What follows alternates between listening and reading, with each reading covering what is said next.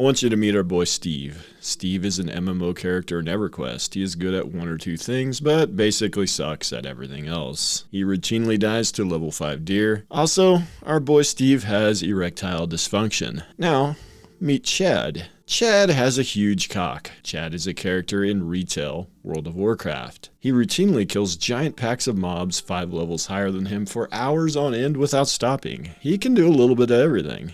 And this, my friends, is the disparity that we see between very old MMOs and very new MMOs. Old school MMOs did have a lot of class identity, and if you combine that with very overpowered level 5 deer, this meant that players had to group up even at very early levels while leveling. Modern MMOs have shifted to making the open world completely soloable, and groups really only end up being needed towards the end game in the instance content. When you look at old school MMOs and new school MMOs, there's just a giant difference in how they were designed. So in general, older MMOs did have great class identity, but had other issues. Newer MMOs have made some improvements, but in doing so, they've pushed it maybe too far to where now there is very little class identity and classes seem homogenized. Ashes of Creation on paper seems to be favoring class identity over homogenization. But of course, it's early and we don't know yet, but this is based on what we've heard and what we have seen. And in general, I would say moving a bit more towards class identity is probably a better thing. But I also think, as I have alluded to, that class identity can go too far. And not being able to solo a level 5 deer is probably not the way to go, in my opinion. And also, as I've said, over homogenization of classes that modern MMOs have done is also probably not the way. So the bottom line is a balance between those two extremes is what I would like to see for Ashes. Now I want to start to get a bit more granular than my basic comparison early on here to bring in more context. First, let's talk about roles in MMOs and how they have evolved over time. These days, all that seems to matter in the two most popular MMOs, WoW and Final Fantasy XIV, in terms of roles for PvE are tank, healer, and DPS. For DPS, all that matters these days is your throughput. Sometimes utility skills might matter for an encounter or two. PvP skills certainly can be a little different, but even in PvP there is a lot of interchanging of classes that can occur. In older MMOs, the list of roles was much bigger than just tank, heal, and DPS. Dark Age of Camelot, for example, in Realm versus Realm PvP groups, you might have a class that is really good at certain CC abilities like mezzes or stuns. In Dark Age, CCs, if they landed on a target, could last a very long time, even up to a minute long. This, of course, is a fault of Dark Age and wouldn't work in the modern era. And it's a great thing that modern MMOs did away with not letting you play your character for that long of a period of time, because no one wants to sit in a CC for an entire minute, as that's not in any way fun. That being said, having a class that is very good at CC in Dark Age because of how strong it was extremely important. So much so that players would build their entire template around being efficient at that one thing. It's not that they couldn't contribute to the team in other ways, but that is the main way that you would contribute to the team. So a CC role was a thing. Buffer roles were definitely a thing. Again, in Dark Age, Realm versus Realm, the map was huge. Getting around faster via speed buffs was a big deal. Some classes could provide speed buffs for the party, so they were brought specifically for that role. Some classes were outstanding at debuffing the enemy team as well. Some classes were great at single target DPS but bad at AoE and vice versa, so AoE DPS and single target DPS roles were a thing. Another thing older MMOs did to encourage more class diversity is to have class tied to a faction.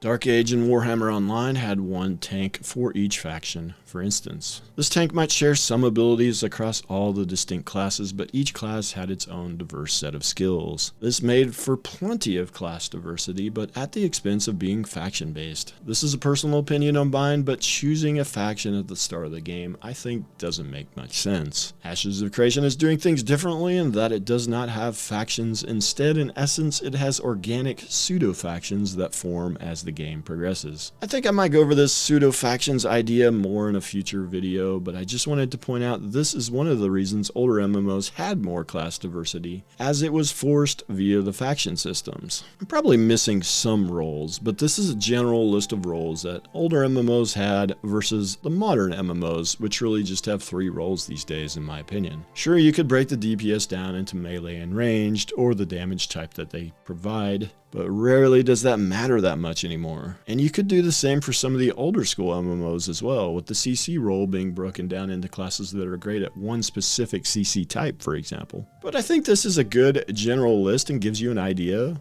of how class diversity has gone away in modern MMOs. So I think it's fair to say that older MMOs have more class identity, but as I said before, I also think that class identity may have went too far back in the day. Not being able to solo at all when simply leveling, I don't think is great. Not having any sort of self-healing or self-CC removal, I think, is not great in a way that modern MMOs have moved towards more homogenization. But in this case, in a good way, having more to think about than just one isolated role, I think is more engaging for most players. But as I've already alluded to, I do think some modern MMOs have gone way too far with this homogenization of classes. I love Guild Wars 2, it's one of my favorite MMOs. I think the combat is outstanding in Guild Wars 2 overall, but the game is held back by a few things, at least in my opinion. And one for me is the extreme levels of homogenization that they have done with their classes. Guild Wars 2 decided to remove the Holy Trinity, a decision that at the time was praised by many, but I think it was an experiment that sounded great on paper, but I think in practice made the game more shallow. Because to replace the lack of healers, every class got quite a bit of self-healing and a down state was added in which any player could res a down player. And to replace the lack of tanks, every class got plenty of defensive cooldowns. To offset how easily a player could be rezzed by friendly players, ArenaNet made the time to kill incredibly low in PvP. All the compensations that were made to account for the lack of a trinity, I think holds the game back. And with the way the build system works, every class can be built to be a soft healer or a tank role or a burst DPS or a brawler DPS role. Every class can in fact do everything depending on how you build your class. So, in my opinion, there's next to no class identity in Guild Wars 2. All you really have are your class-specific abilities, like for instance the Mesmer clones or portal ability. But outside of some of the utility, there is not much identity at all.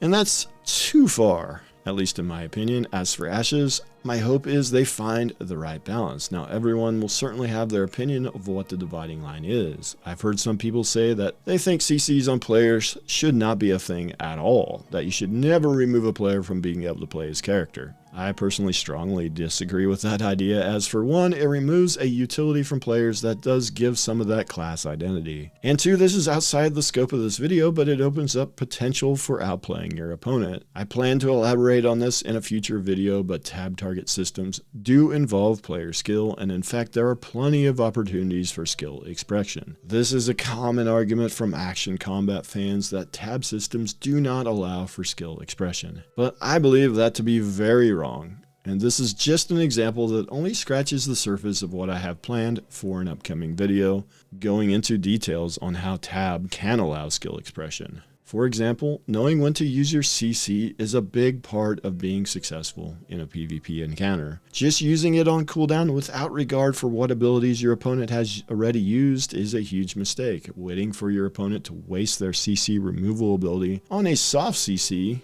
only to hit them with a hard CC and then saving your burst cooldowns for the kill after you've landed the CC is a big way to express skill in tab systems. And getting back to the point of this particular video, removing CCs and also CC removal abilities from the game removes a ton of class identity. So for me, that would be too large of a step towards homogenization. It is probably way too early to tell where Intrepid is at so far in terms of class identity. To me, based on the small number of skills we have seen on a few classes, it does look to me like classes will be pretty distinct, but again, it's very early right now.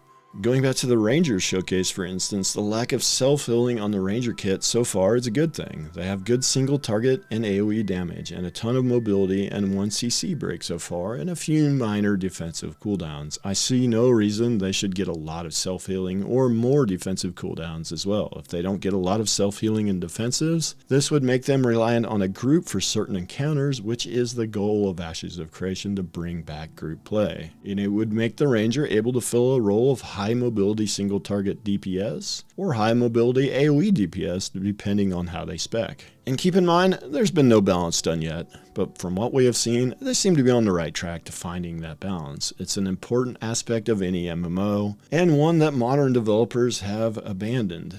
In my opinion, staying away from the edge cases on both extremes outlined here would be good enough, but ideally finding that happy medium between the two would be the best. Rock, paper, scissors balancing does usually lean more towards class diversity as well, which is of course what Ashes of Creation is going forward, and if you look at past MMOs that used that balance style, like again, Dark Age of Camelot, there was plenty of class diversity. Balance is not always great overall with these types of systems, but mild imbalances, in my opinion, create more replayability. Perfect balance is actually kind of boring. As long as your class can consistently beat a few other classes, rock, paper, scissors balance, I think is far superior for open world PvP, as I think it keeps things interesting for longer.